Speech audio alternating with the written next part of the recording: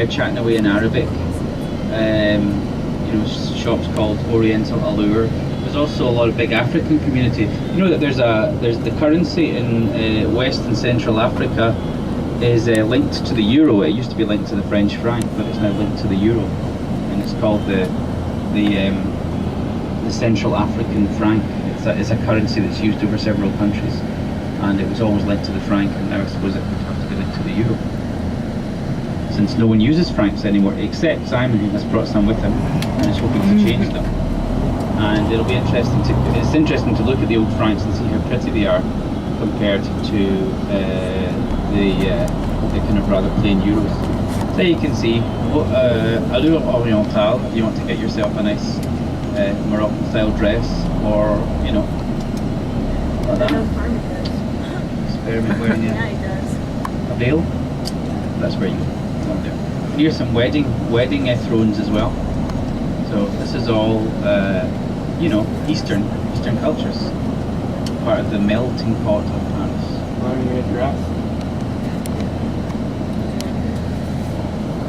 So one of the bummers about arriving at Gare du Nord is we don't really see the kind of the most beautiful streets, and after we get through this stretch there's a whole ton of rather nasty peep shows and sex shops, which don't offer much other than depression, I think.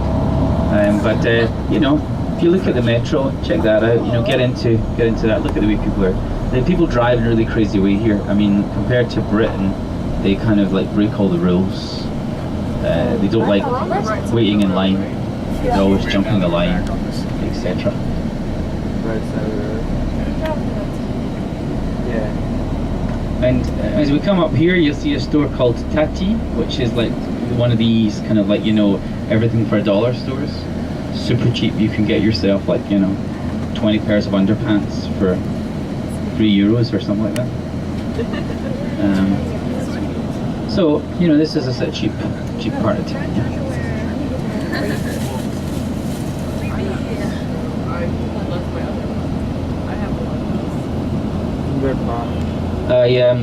I was seriously hoping that in the 2 minutes it took me to buy the voucher for my mobile phone, my cell phone, that you wouldn't get hit on by the kind of begging cartels, but I was not in luck.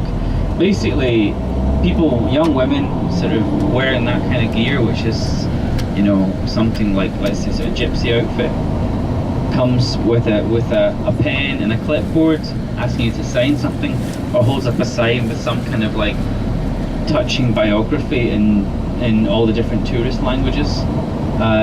You can be sure that she's a businesswoman at the kind of like low end of the food chain of begging. So if there's a musician here on the metro that you like, some of them are fantastic. Yeah, you can definitely give them €1 or give them some small change. You know, there's some wonderful accordion players, but don't by any means feel obliged, and certainly not to beggars, because you know you can't give to all of them, and there may well be some desperate people out there, but